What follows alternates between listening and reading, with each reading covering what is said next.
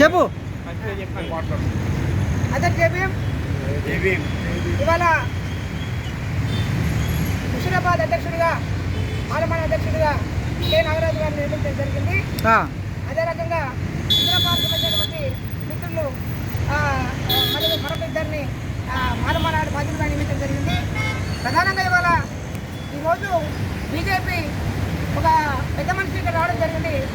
ఇందులో అంతర్ధానం ఏంటంటే బీజేపీ వ్యతిరేకమైనటువంటి కోటి ఓట్లను అక్షరాల కోటి ఓట్లను లేకుండా చేయడమే ఇందులో భాగం. అది కోటి ఓట్లు ఎవరు పోతాయి అనుకున్నారు మీరు? ఆదివాసీలవి, ఆ తర్వాత నారలైపోతాయి.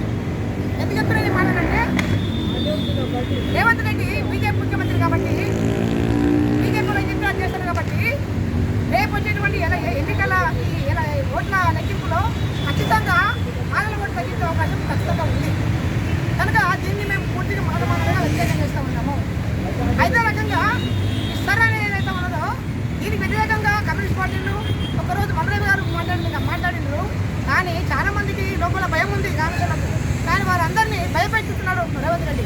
ఎందుకు భయపడుతున్నాడు? ఆయన రోడ్డుకు ఓటు దొంగ కాబట్టి ఆ దొంగతనం బయటపడితే పేర్కొదానం భయంతో ఇలా కోటి మంది ఓట్లను తొలగి దగ్గర మొదలయ్యాల బీజేపీతో లింకాలని చెప్పడంతో మాకు ఎలాంటి భేదాలు లేవు.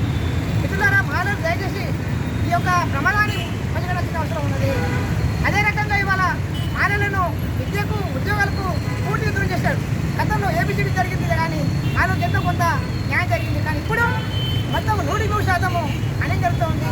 దీనికి ప్రధాన కారణం రేవంత్ సర్కారు, ఆయన ఉన్నటువంటి అన్నదమ్ములు, ఆయనకు ఉన్నటువంటి చంద్రబాబు నాయుడు, ఆయన వెనుకున్నటువంటి మోడీ బాబు ఏం చెప్తే అది చేస్తుంది. కాబట్టి ఖచ్చితంగా ఆయన బీజేపీ ఏజెంట్, బీజేపీ ముఖ్యమంత్రిగా మేము ఆయన అభిమానిస్తున్నాము. ఖచ్చితంగా వ్యతిరేకంగా ఆయన కనుక ఓడిపోకపోతే ఖచ్చితంగా కంపెనీ ఇప్పటికే రుజువైపోయింది. ఆయన బీజేపీ ముఖ్యమంత్రిగా మళ్ళీ మాలలు ఖచ్చితంగా ఒక ప్రత్యామ్నాయ శక్తిగా, రాజకీయ శక్తిగా ఎదుగుతారు. ఎదిగి ఈ ఏదైతే మేమే గెలిపించినాం కాంగ్రెస్ పార్టీని కాబట్టి మేమే కూడదోయాలని సిద్ధంగా ఉన్నామని చెప్పి తెలియజేస్తూ ముగిస్తున్నాను. జై భీమ్.